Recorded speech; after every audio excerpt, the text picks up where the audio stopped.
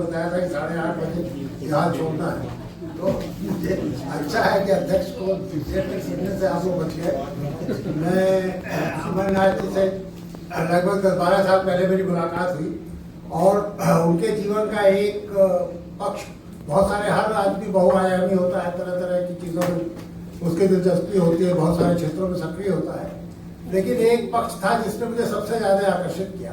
प्रेमपाल जी ने उसकी तरफ ध्यान हम लोगों का खींचा है। देखिए, मैं हिंदी विश्वविद्यालय का कुलपति था और मैं, जिसे आप कह सकते हैं, दुर्घटनावश कुलपति हो गया था। मेरी जिंदगी में कभी सेकंड डिवीजन से ज़्यादा मुझे मिला नहीं था। वहाँ जाने के बाद लोगों ने मुझे डॉक्टर साहब कहना शुरू कर दिया, तो बहुत दिनों तक मैं भी इसी गलत फहमी में रहा कि मैं डॉक्टर साहब। लेकिन हिंदी विश्वविद्यालय में जा करके एक पक्ष हिंदी भाषा का, साहित्य, क्योंकि हिंदी भाषा और साहित्य से रागात्मक संबंध था, तो उस विश्वविद्यालय पहुंच गया था। एक पक्ष जो एकदम मेरे लिए अछूता था, वो अमरनाथ जी की वजह से उसकी तरफ मेरा ध्यान गया। देखिए, हिंदी के बहुत सारे लेखक, बहुत सारे विद्वान, बहुत सारे हिंदी प्रेमी सब इस गलत फहमी में है कि हिंदी राष्ट्रभाषा है और इस पर खूब बहस करते रहते हैं और मानने के लिए तैयार नहीं होते कि भाई भारतीय संविधान में उसको राजभाषा का दर्जा दिया गया और अनुच्छेद 8 में जितनी हमारी भाषाएं सभी राष्ट्रभाषाएं, लेकिन हमने अपनी इसी दुराग्रह की वजह से, नहीं हम राष्ट्रभाषा है, हमने हिंदी का सबसे बड़ा नुकसान किया। हम राजभाषा क्यों बने, ये अमरनाथ जी की वजह से मेरी समझ में आया। देखिए, हमारे अंदर सिर्फ एक ही सलाहियत थी कि हम सबसे ज्यादा बोले जाने वाली भाषा थे इस देश में। आधा भारत तो हिंदी अलग अलग रूपों में, भोजपुरी में, मैथिली में, ब्रज में, अवधी में, हर की सारी बोलियों को मिला करके जो हिंदी बनती थी, आधा भारत उसको बोलता था, बाकी आधा भारत उसको समझता था। उसके जरिए आप सबसे संवाद कायम कर सकते थे और इसीलिए गांधी जी ने, देखे, सबसे पहले राष्ट्रभाषा शब्द का इस्तेमाल गांधी जी ने किया।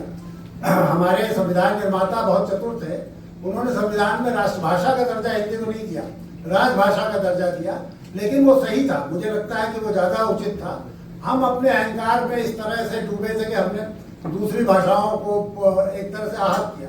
त्रिभाषा फार्मूला लागू हुआ, हमने चाहा कि सब तमिलनाडु में हिंदी पढ़ाई जाए, बंगाल में हिंदी पढ़ाई जाए, लेकिन हमारे यहाँ हिंदी और अंग्रेजी के साथ संस्कृत पढ़ाई जाए, जो एक मृत भाषा थी जिसके पढ़ने से किसी का कोई लाभ नहीं होना था, वो हम पढ़ाते हैं। हमने न कभी तमिल पढ़ाई, न तेलुगु पढ़ाई, न गुजराती पढ़ाई।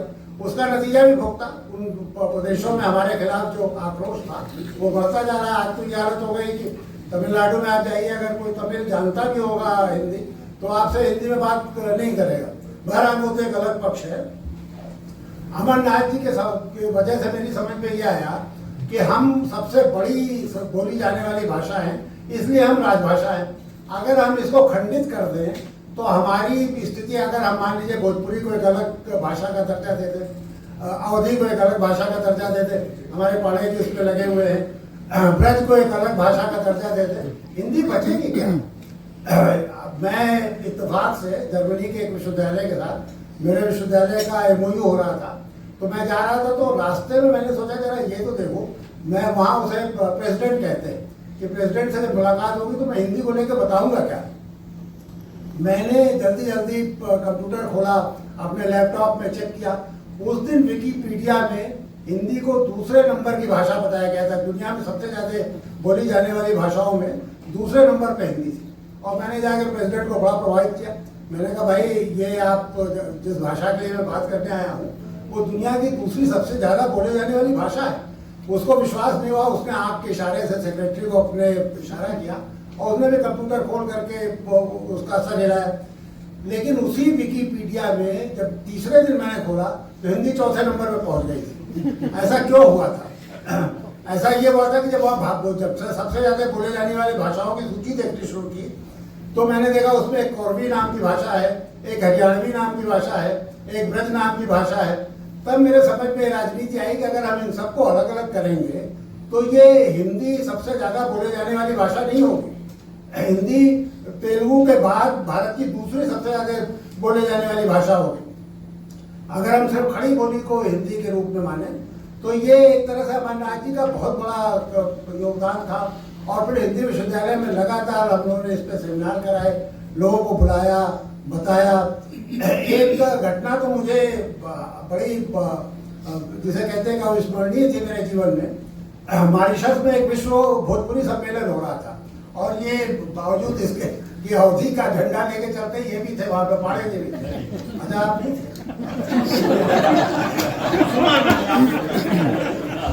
तो वहाँ एक सत्र की इत्तेफाक से मुझे अध्यक्षता करनी थी और उसमें मैं थोड़ी देर के अध्यक्ष होने में सबसे ज्यादा तकलीफ इस बात की होती है कि सबसे बाहर तक आपको बैठे रहना होगा, आप भाग नहीं सकते। तो मैं इसी उसमें हुआ वो में था कि क्या किया जाए, कैसे समय बीतेगा। लेकिन अचानक मेरा कान खड़ा हुआ, मैंने देखा कि जो व्यक्ति आ रहा है वो सबसे पहले हिंदी को गाली दे रहा है।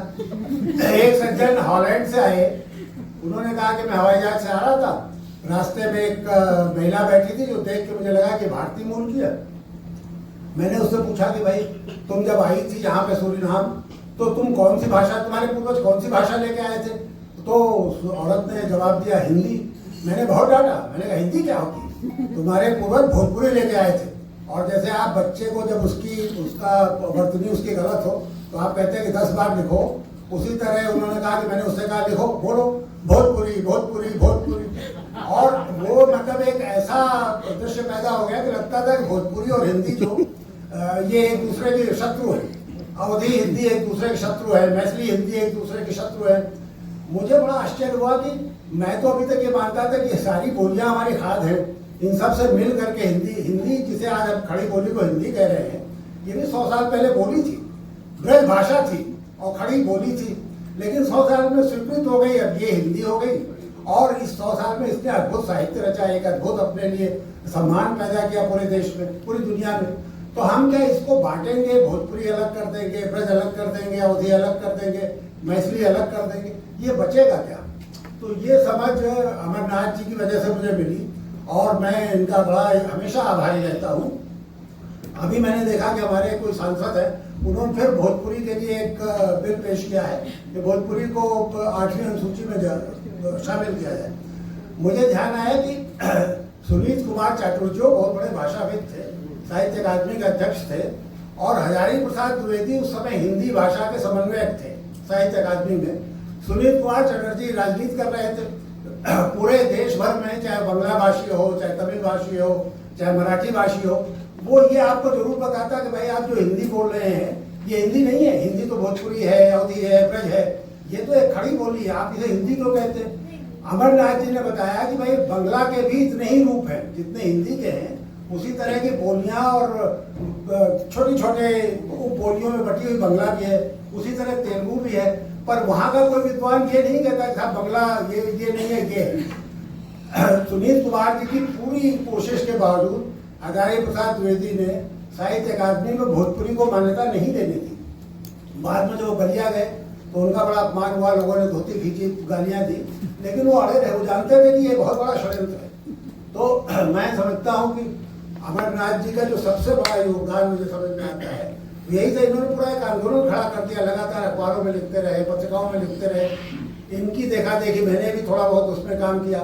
तो आज जब हम इनकी पुस्तक पे बात करने इकट्ठा हुए हैं तो मुझे लगता है ये एक पक्ष है जिसकी तरफ प्रेमपाल जी ने हम लोग का ध्यान आकर्षित किया, उस पर जरूर हमारा ध्यान जाना चाहिए और हमें मान के चलना चाहिए कि हिंदी समाज जो है या हिंदी जाति जिसे रामविलास जी कहते थे, वो सिर्फ खड़ी बोली की थाती नहीं है, उसमें सारी बोलियां जो है, सारी उपभाषाएं हैं, सारे जिन्हें एक जमाने में तो ब्रज को भाषा कहते थे, ये सब मिल करके ये खाद की तरह बनी है और जिसे आज हम हिंदी कह रहे हैं और जिसका आनंद ले रहे हैं, उसका ये उसकी निर्मित है। एक बढ़िया बात जो राहुल देव जी ने कही और वो हम सबको उस पर सोचना चाहिए कि भाई हमारा समाज क्यों नहीं अपने नायकों का सम्मान करना उस तरह सीखता, खासतौर पर साहित्य से जुड़े नायकों का, राजनीति से जुड़े नायकों का तो हमारा सम्मान हमारा समाज करता है।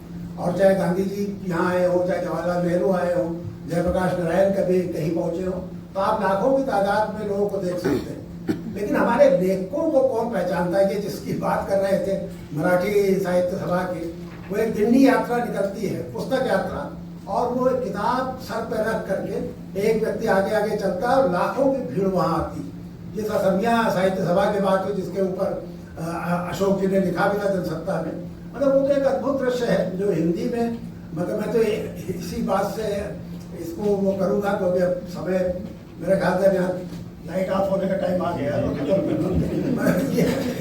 ये शिव प्रसाद सिंह को साहित्य अकादमी किस साल मिला था, बनारस में इत्तेफाक से मौजूद था, सवेरे मैंने खबर देखी तो सेना यात्री, आप सब जानते हैं हिंदी के बड़े लेखक थे, वो भी वहाँ थे। तो मैंने कहा चलिए यात्री जी शिव प्रसाद जी को उनके घर पर बधाई दिया जाए।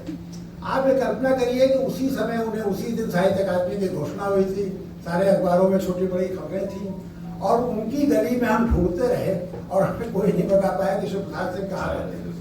एक पान वाले ने जरूर बताया कि अच्छा वो जो PHU वाले प्रोफेसर साहब ये बहुत पान खावे ना, तो उन्होंने हम लोगों को, उसने हम लोग को वहाँ तक भेजा। आज आप ये समझिए कि थोड़ा विजिबिलिटी बढ़ गई है, थोड़ा बहुत, हालांकि उसमें भी राहुल देव जी जैसे लोग भाग्यशाली कम है जो दूरदर्शन पे या छोटे पर्दे पे दिखाई देते हैं, तो मोहल्ले वाले पहचानते हैं। हिंदी के बड़े से बड़े लेखक को ये समाज किस तरह से उसको पढ़ता है, किस तरह उसकी इज्जत करता है। एक ही चीज से आप समझ सकते हैं कि इलाहाबाद शहर जिससे मेरा भी संबंध रहा है, वहाँ निराला जी, पंत जी, महादेवी जी, 3 बड़े नाम छायावाद के थे। उन तीनों को मेरी ये गारंटी है कि आप स्टेशन से उतर के उन तीनों में से किसी के घर तक पहुँच जाएगी। नारायणगंज पहुँच के किसी से पूछ लीजिए कि निराले जी कहाँ रहते थे, बड़ी मुश्किल से आपको पता चलेगा। तो ये हिंदी समाज का अपना दर्द है। बहरहाल अमरनाथ जी ने बहुत बड़ा काम किया है इन तमाम नायकों को सही तरीके से, मतलब किसी तरह का जो गलदश बहाने वाला एक होता है, बहुत आप विगलित होकर के किसी को, हम किसी को मनुष्य रखना नहीं चाहते।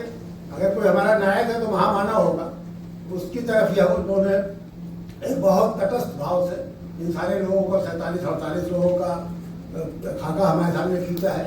जाहिर है कि हालांकि उन्होंने शुरू में कह दिया था कि बहुत से लोग छूट गए, अपने समर्पण में भी कहा है, लेकिन हम में से कई लोगों ने तो सबके दिमाग में भाई ये क्यों छूट गए, ये क्यों छूट गए, और भी लोग जब बैठे सबके दिमाग में होगा।